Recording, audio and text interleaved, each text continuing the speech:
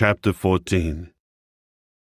Now in the days of Amraphel, king of Shinar, Arioch, king of Elasa, Kedorlaomer, king of Elam, and Tidal, king of Goyim, these made war with Bera, king of Sodom, Birsha, king of Gomorrah, Shinab, king of Admah, Shemeba, king of Zeboim, and the king of Bela, that is, Zoar.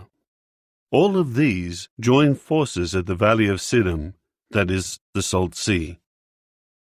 They had served Kedorlaomer for 12 years, but they rebelled in the 13th year. So in the 14th year, Kedorlaomer and the kings who were with him came and defeated the Rephaim in Ashtaroth-Karnaim, the Zuzim in Ham, the Emim in Sheva Kiriathaim, and the Horites in their mountain of Seir, down to El-Paran, which is at the wilderness. Then they turned back and came to En-Mishpat, that is, Kadesh, and conquered the whole territory of the Amalekites, and also the Amorites, who were dwelling in Hazazon Tamar. At this point, the king of Sodom went on the march, and also the king of Gomorrah, the king of Admah, the king of Zeboim, and the king of Bela, that is, Zoar.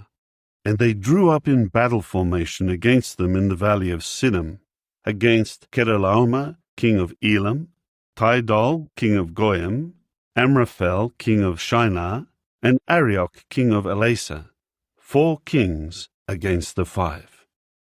Now the valley of Siddim was full of bitumen pits, and the kings of Sodom and Gomorrah tried to escape, and fell into them, and those who remained fled to the mountainous region.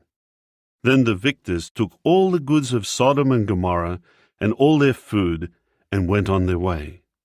They also took Lot, the son of Abram's brother, who was dwelling in Sodom, as well as his goods, and they continued on their way. After that, a man who had escaped came and told Abram the Hebrew. He was then dwelling among the big trees of Mamre, the Amorite, the brother of Eshcol and Aner. These men were allies of Abram. Thus Abram heard that his relative had been taken captive. With that he mobilized his trained men, 318 servants born in his household, and went in pursuit up to Dan. During the night he divided his forces, and he and his servants attacked and defeated them. And he pursued them up to Hobah, which is north of Damascus. He recovered all the goods, and he also recovered Lot his relative, his goods, the women, and the other people. After Abram returned from defeating Kedorlaomer and the kings who were with him, the king of Sodom went out to meet Abram at the valley of Sheva, that is, the valley of the king. And Melchizedek, king of Salem, brought out bread and wine. He was priest of the Most High God. Then he blessed him and said, Blessed be Abram by the Most High God, maker of heaven and earth, and praised be the Most High God, who has handed your oppressors over to you. And Abram gave him 1/10 of everything. After that the king of Sodom said to Abram, Give me the people, but take the goods for yourself.